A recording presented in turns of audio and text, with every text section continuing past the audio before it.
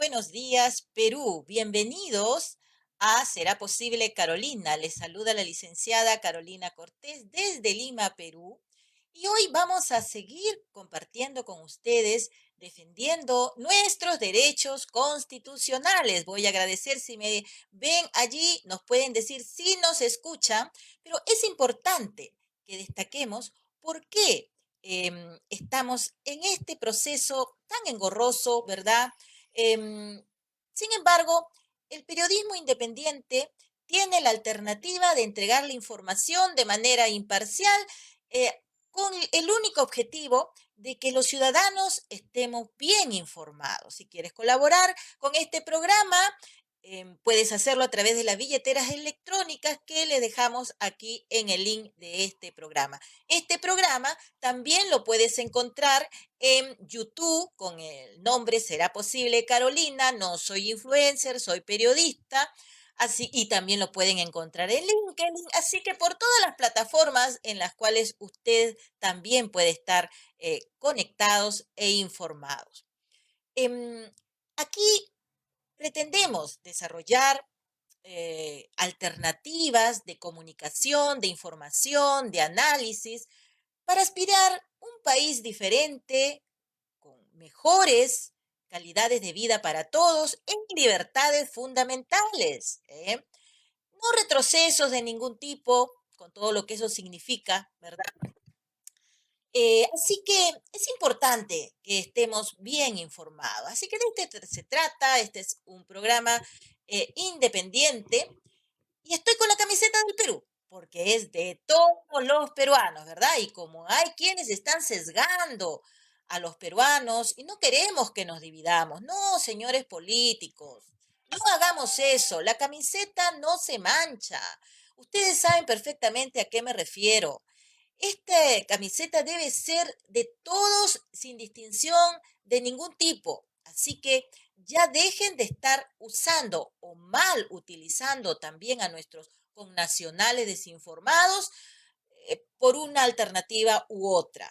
Lo que se trata es que se desarrolle correctamente los procesos o electorales, cosa que no ha sucedido por la forma sospechosa como se han gestado estas situaciones, ¿verdad? Así que compartamos, hoy vamos a tener al doctor Calle Allén, un ex magistrado, quien nos va a ilustrar sobre la forma sospechosa con relación a la interpretación de la nulidad del proceso electoral.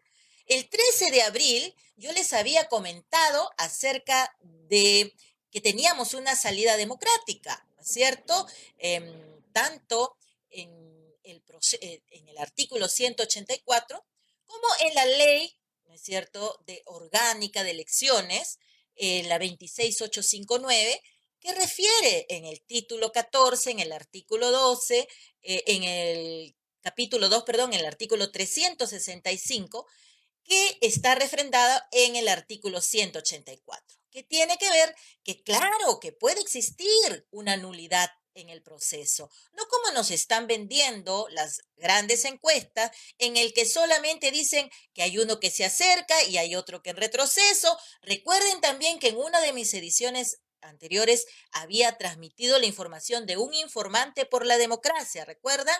Creo que a él mejor hay que preguntarle, si me está escuchando, por favor, envíame algún otro alcance, porque tú en esa fecha también nos decías, voy a buscar el video y se los voy a colgar en esta misma línea para que tengamos la hilación de lo que estamos hablando, donde el informante decía claramente, lo que van a hacer es primero asustar a la población de que hay un radical que va arriba y que el otro por susto va a tener que subir. Luego, en algunas semanas más, van a estar parejos porque al final va a tener que ganar de todas maneras sí o sí. Miren, sin gastar tanta encuesta, este informante lo había dicho gratis y en esta plataforma. Así que no hay que tener tantas dudas, tantas incertidumbres, tantos problemas que afectan a la ciudadanía.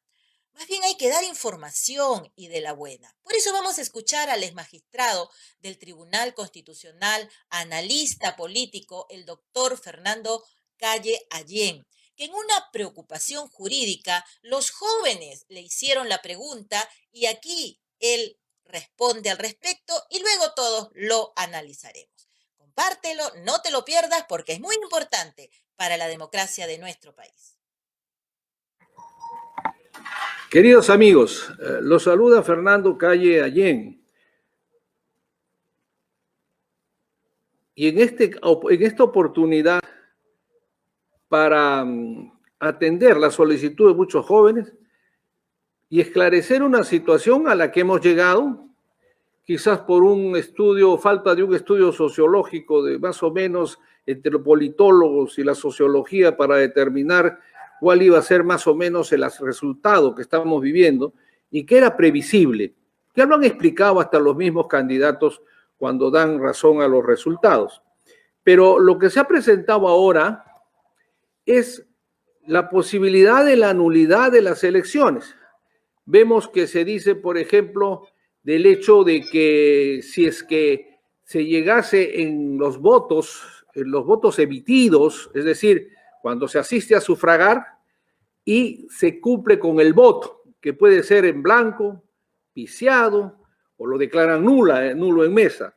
Por eso se basan en el artículo 184, que tiene el título de lo que he puesto hoy día, la nulidad de los procesos electorales.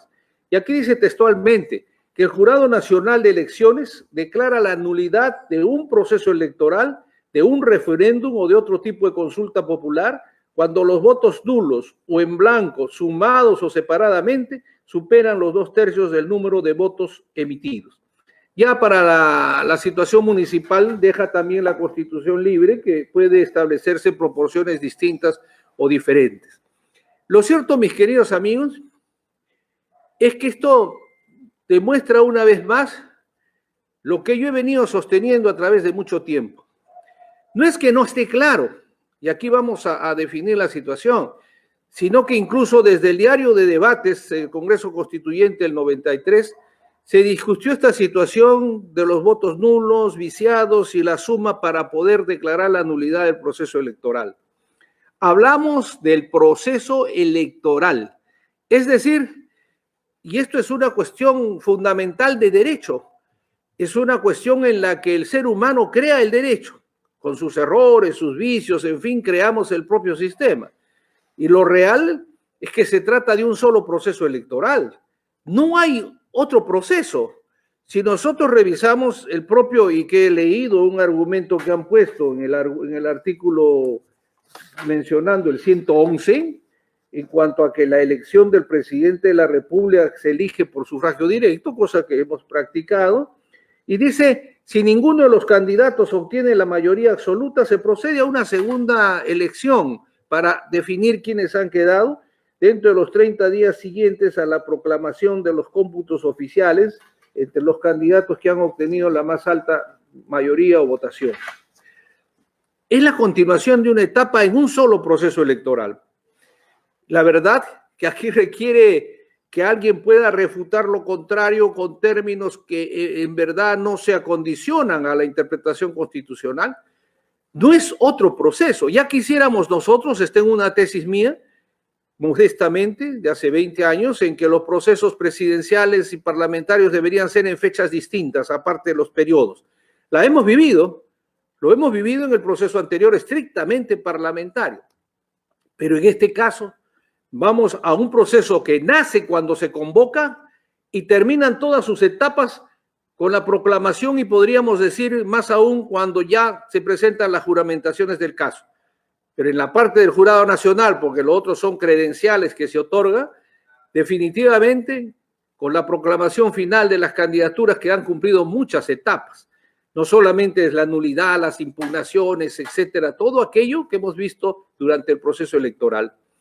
Entonces, fíjense ustedes, es clarísimo en cuanto a que si se trata de un solo proceso electoral, pueden haber algunas situaciones que se crean que no debería corresponder en cuanto, por ejemplo, la elección de los parlamentarios. que todavía ni han sido proclamados ni han juramentado, que seguramente será, si todo corre normal, el 26 de julio, tradicionalmente en las juntas preparatorias. Pero en tanto, si esto es parte de un solo proceso electoral, mis amigos, y les pido como siempre una ayuda intelectual y académica, no veo cómo puede separarse y por lo tanto de procederse a la anulación del proceso electoral del proceso electoral. Reitero, el proceso electoral encierra todas las etapas que éstas consignan. Por lo tanto, estamos hablando, a diferencia de otros criterios, de que quedaría nulo inclusive en las elecciones parlamentarias en cuanto a los elegidos, y vamos a un nuevo proceso electoral, como lo dice, que significa nuevas inscripciones, los partidos y sus candidatos dentro de un nuevo proceso electoral. No es que pueda ser solamente entre los dos que han quedado, porque fíjense ustedes, ahí no hay lógica en la interpretación de la norma.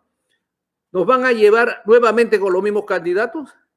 Eso se llamaría, no está entendido, no está definido, pero eso en términos de apreciación podría darse como una especie de suspensión por una situación de interpretación del Jurado Nacional de Elecciones, en cuanto a que por X razones que existan se suspende y se posterga la fecha entre los dos candidatos que hayan quedado. Pero no se habla de esto, además no existe la suspensión ni en la Constitución ni en la Ley Orgánica de Elecciones. Ponía como una referencia que calce con las intenciones muy buenas y las voluntades de los que están sosteniendo esta situación. Esto es una nulidad completa del proceso y estamos hablando, miren, que en el devenir del debate también se aclaró la situación de los votos emitidos y los votos válidos. Y estamos hablando que la suma de los votos en blanco, viciados, nulos, es sobre los votos emitidos. Sobre ese porcentaje tendría que presentarse aproximadamente, no sé, el 66, 67% en cuanto a los 2/3 del proceso electoral de quienes asistan a votar y la parte global de ello para que pueda declararse la nulidad general de las elecciones. Y ello implicaría, como lo dice la Constitución, un nuevo proceso. El nuevo proceso significa, pues, que nuevamente vamos a ir a inscribirnos, quedan nulos todo lo que se ha realizado, todas las etapas del proceso electoral. Yo no sé si esto coincide con lo que he venido sosteniendo tiempo.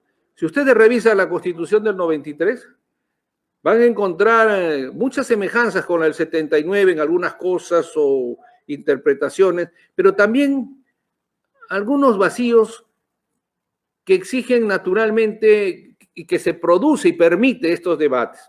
Kelsen decía que para las mentes muy preocupadas y que quieran utilizar a veces una situación de un articulado constitucional, sería bueno que sea sumamente claro para evitar que se presenten estas situaciones que en el peor de los casos tendría que definirlo el Jurado Nacional de Elecciones, y si a alguien quisiera intentar la situación de materia constitucional, tendría que ser mediante un amparo. Y en este tema yo quiero decirles algo que creo que ojalá sirva a los actuales parlamentarios y a los que lleguen en todo caso, porque ya estamos más de 20, 30 años o más con esta situación, que en vista de que la Constitución señala que las resoluciones finales del Jurado Nacional de Elecciones, como del Consejo Nacional, hoy Junta Nacional de Justicia, no son discutibles en sede judicial, naturalmente sí son discutibles en una sede evidente como el Tribunal Constitucional. Las sedes judiciales, a pesar de que puedan tener esta materia, van a declarar improcedente porque la Constitución no les da esa capacidad jurisdiccional. Y entonces sigue una procesión. Y esto lo sostuve hace tantos años por una preocupación natural cuando se presentó, creo, el tema del alcalde Castillo en Chiclayo, que se incendió, ¿se acuerdan? Ese monumento histórico de esta ciudad, que es la ciudad de la amistad.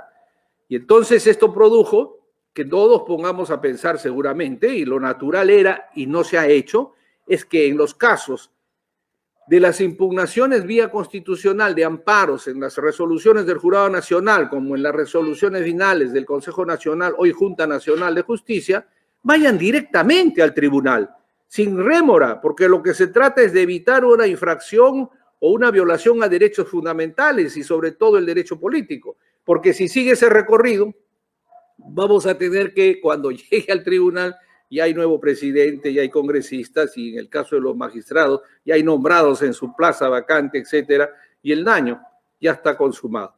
Pero, en fin, ese ya es un tema que ahora que se presentan los casos, ojalá reaccionen quienes son los expertos en el tema y tienen el mandato de la legislatura. Mis queridos amigos, por lo tanto, aquí hay una situación que sí es clara. Yo no entiendo, bueno, habrá que hacer un esfuerzo, pero para los legisladores en el debate constitucional, pero no dice en absoluto en la Constitución que esta es una nueva etapa. Lo digo y reitero porque es importante. Se trata de un solo proceso electoral. Declara la nulidad de un proceso electoral que está corriendo con sus etapas naturales, ¿no? Y naturalmente, al declarar la nulidad general de un proceso electoral, esto implica también las etapas que se han realizado.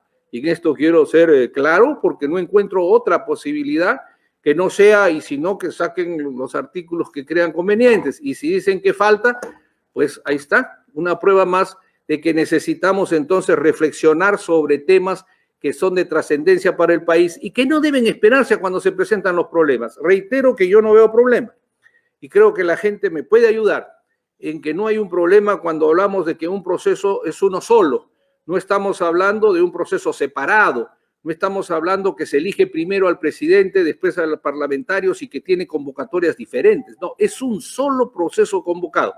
Y el proceso, insisto, termina con la proclamación, el cómputo final, la proclamación, si queremos más, con la entrega de credenciales correspondientes del proceso electoral que se ha llevado, en el cual la segunda vuelta es parte de este proceso y naturalmente es una de sus etapas.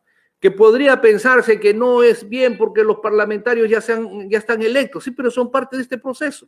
Son las cosas que tienen que ayudar, creo, a corregir. Muchísimas gracias. Hasta pronto. Que Dios se apiade de todos nosotros.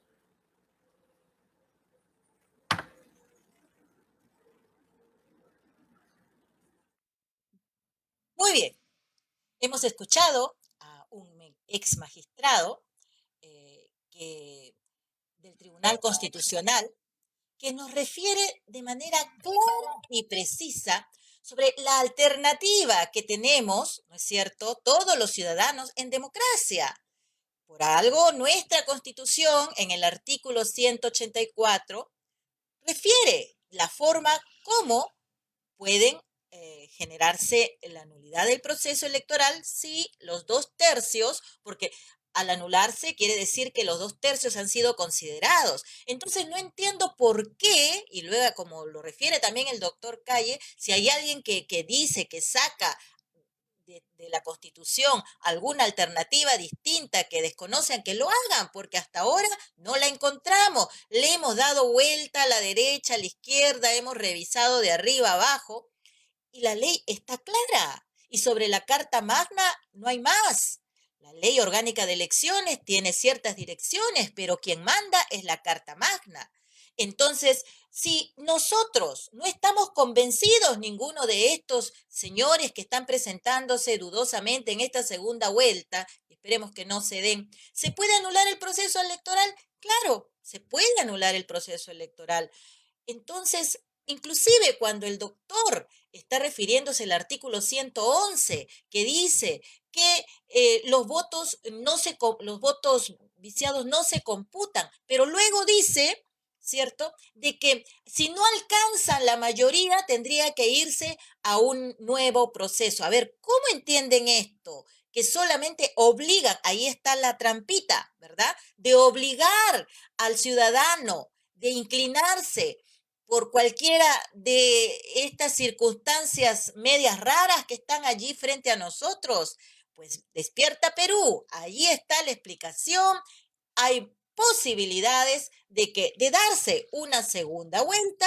El voto viciado también habla en las ánforas, salvo, como volviendo al informante, ¿cierto?, del fraude que se decía con relación a las.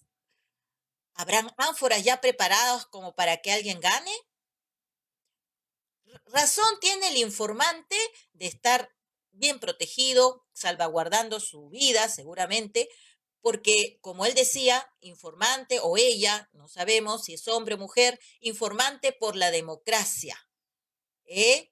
y que nos decía, antes de estas nuevas inclinaciones que nos ponen las encuestadoras, él ya lo decía en esa, vamos a buscar el video del momento para referirles qué es lo que refería, ¿no? Que iban a dar como ganador primero uno para asustar al electorado, luego se iban a acercar y luego iba a ganar uno. O sea, como que ya lo tenían cantado. Esto es una parte del tema. En, los, en la edición anterior refería sobre defendiendo los derechos constitucionales con relación a la denuncia que había hecho la doctora Humala y que hasta el día de hoy nadie se pronuncia. Así que existen demasiadas circunstancias que no nos dan confianza realmente. Y por el bien de la democracia, señor presidente Sagaste, sería bueno escuchar lo que dice la calle, lo que dicen los constitucionalistas, los que dicen los abogados, los jurídicos, los periodistas y todo aquel que no está en ninguna línea, ¿no? Enmarcado en ninguna inclinación, o sea, el que está de manera imparcial mirando este asunto, que también está representando al ciudadano, que no necesariamente está inclinado a ningún tipo de política, sino que quiere ver un país distinto, que quiere mejores económicas para todos, mejor salud, mejor educación, pero de verdad, no cliché de ningún tipo, ¿verdad? Entonces, allí está, señor Sagasti. Invite a los jóvenes del Bicentenario para que también le planteen sus inquietudes. Pero ojo, no a ese grupo de jóvenes que se robó la plataforma virtual de los 100.000 jóvenes que estaban adquiridos. Ellos ya están recibiendo un dinero ahí sospechosamente. ¿No es cierto que también lo dije en alguna edición, que también me lo dijeron ellos? No, nos estamos refiriendo a esos jóvenes que con la suya, que con su dinero están volanteando, están hablando por calles y plazas con el único propósito de defender su país. No, ellos no pertenecen a ningún partido político. ¿Saben cuál es su línea? Su país, el Perú. Por eso es que yo les digo a los políticos, no manchen la camiseta, porque esto no les pertenece a ustedes, esto es de todos los peruanos. Allí está la reflexión clara y precisa. Es un solo proceso electoral. Claro, como dice el doctor Calle, debiera dividirse. En una ocasión debiera elegirse al presidente y en otra a los parlamentarios. Pero como en esta se junta, es un solo proceso. El problema es que los políticos que ya ganaron su curul no quieren perderla. Entonces ahí están con sus banderas grandes diciendo vamos a salvar la democracia. Señores, ustedes quieren salvar su curul. Sean más claros en decirle a la gente, no le mientan a la gente. Vamos, esto es por el Perú. Dios se apiade de todos nosotros, dice el doctor. Y esto es una forma tan distinta en medio de una pandemia en la que estamos invitando a todas las partes a que se sinceren con el país, que no lo polaricen más, que no lo engañen más. A ver, los matemáticos sacaron cálculos cuando alguien dijo que en 5 años iba a ser 3.000 colegios. Quiere decir que va a ser, ¿en qué periodo? Un colegio por día, no cuadra. Entonces, populismos ya no queremos. Vamos a ir entonces a recordar el plano internacional sobre la tensión que pasa en Colombia. Nos miramos en el espejo de los países que están pasando por circunstancias que nosotros estamos atravesando en unos tiempos más atrás, pero con el único propósito de que no cometamos los mismos errores. La tensión en Colombia es preocupante. Hay un reporte, gracias a los colegas de France Español, por esto que luego analizaré. ¿Por qué ante esta delicada situación de violencia que se vive en la ciudad de Cali, el presidente Iván Duque no visita a esta ciudad como le exigen los líderes del paro en Cali? Sí, gracias, Raúl, senador de Dignidad y de la Coalición por la Esperanza. Pues la actitud del presidente Duque es una actitud que los colombianos todos estamos repudiando, porque en Cali se ha creado una situación tremendamente compleja, tremendamente compleja. Hubo grandes movilizaciones, se mantienen algunos bloqueos que han causado, pues, digamos, gran irritación entre otros sectores por lo prolongados en el tiempo, pero ha habido también no pocos casos de homicidios causados por policías, por miembros de la fuerza pública que han disparado contra los manifestantes inermes violando la ley.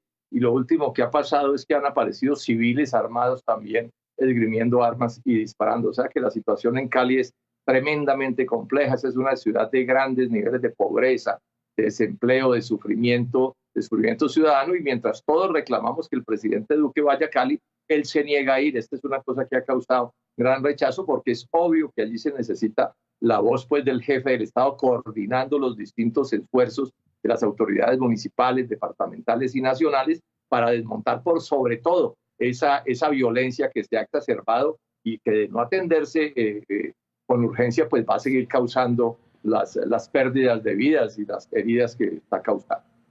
Senador, disculpe usted antemano la presentación errada. Usted también recientemente, con la llamada coalición de la Esperanza, se reunió con el presidente Iván Duque. ¿Qué hablaron? Y le pregunto si además es una solución real a esta crisis. Pues nosotros entramos, dije yo, a esa reunión como un sector político de oposición a este gobierno y salimos como un sector político de oposición al gobierno. Le expresamos una serie de, digamos, de reclamos ciudadanos, no necesariamente los nuestros. Nosotros no estamos como tomándonos la dirección del movimiento. Ese movimiento tiene este paro tiene un Comando Nacional de Paro respetabilísimo. Nos centramos mucho en la exigencia al presidente de que se sentara a dialogar con el Comité Nacional de Paro. Es que él se ha inventado la falacia de unos diálogos con Raimundo y todo el mundo que tienen como objeto principal, digamos, desatender y no reconocer que aquí hay una organización que es la que ha gestado este paro y que es una organización seria, responsable, que nunca ha promovido la violencia ni la destrucción de la propiedad pública y privada, conformada por las principales organizaciones de trabajadores de Colombia, de organizaciones estudiantiles, indígenas, de todo tipo. Entonces, ese fue nuestro reclamo principal al presidente, que se sentara con los legítimos representantes del paro y que tramitara pues, los reclamos y un pliego de peticiones específico que existe para explicar esta movilización. Sin embargo, el presidente es de un autismo que realmente sorprende. Pareciera que él cree que Colombia está perfecto y que aquí no está pasando nada y que entonces no hay ningún reclamo que atender ni hay modificaciones de fondo que hace realmente muy mala la actitud del presidente, aun cuando tuvo pues la cortesía de recibirnos, pero sin duda no asumió una posición de resolver este problema con el Comité Nacional de Paro, que es con el que tiene que sentarse a arreglar las cosas. Bien. Ahí escuchábamos al político Jorge Enrique Robledo, senador e integrante de la coalición de la Esperanza en Colombia, diciéndonos la forma como está en este momento Colombia, ¿verdad? Es lamentable que 9 indígenas en Cali estén heridos. Hay el último reporte refería que ya hay más muertos. Esto ya lo vamos a decir. Es lamentable porque nuestros países en Latinoamérica nos hemos acostumbrado siempre a ir inclinándonos de uno y otro lado como si fueran las únicas opciones. Y al parecer, parece que hay que romper los esquemas porque, como decía el político, está mirando, el presidente siempre está mirando que todo está bien, cuando no está bien. Entonces, esa es la negación del político que no se pone en los zapatos del ciudadano. Señor Duque, desde aquí, y dado que mis colegas colombianos no pueden expresarse en democracia, eso es peligroso, eso ya más linda con una dictadura, sea de la posición que usted sea, políticamente hablando, y no está bien que usted no se acerque a la población y si lo hace, lo haga solamente desde una mirada oportunista para acallar o calmar las aguas internacionales. Pero esto se trata de su país y recordarle lo que usted le dijo: voy a gobernar por la unidad nacional. Y esto de ninguna manera se ve demostrado aquí. por el bien de los colombianos a quienes desde Lima, Perú, mandamos un fuerte abrazo de paz, que la paz pueda retomar, que la cordura pueda imperar y que puedan salir de esta crisis agravada por la situación económica que se vive. Y ello refiere porque se deben encontrar mecanismos, y claro que hay, también vamos a hablar de las alternativas, de cómo nuestros países latinoamericanos no debieran de estar enfrentados entre uno y otro lado, sino mirando un horizonte distinto, que nada tiene que ver con estas situaciones oportunistas de algún lado, sino por el bien común, que es lo que nos debiera unir para que cada nación pueda buscar la salida más razonable a las situaciones que está enfrentando. Será posible, Carolina. Nos encontramos mañana. Hemos hoy compartido defendiendo nuestros derechos constitucionales. ¿Todos los merecemos? Claro que sí.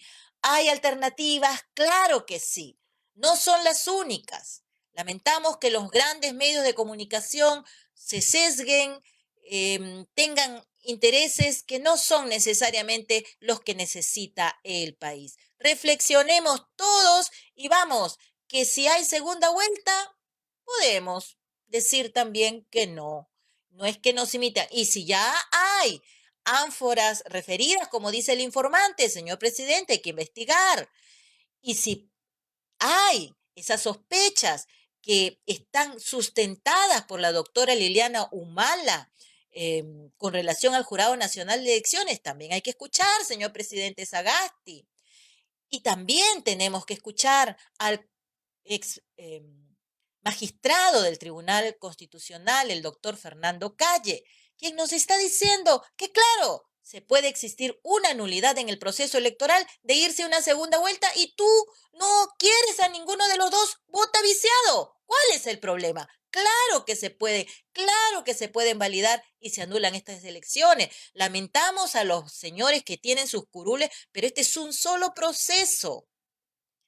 Todo eso se puede ir analizando porque de eso se trata. No necesitamos entrar en política para ello, pero sí necesitamos aleccionarnos en la misma para que no nos cuenten cuentos. Será posible, Carolina, y nos vemos el día de mañana optimistas porque siempre es importante lo mejor para todos, el bien común. Nos vemos mañana.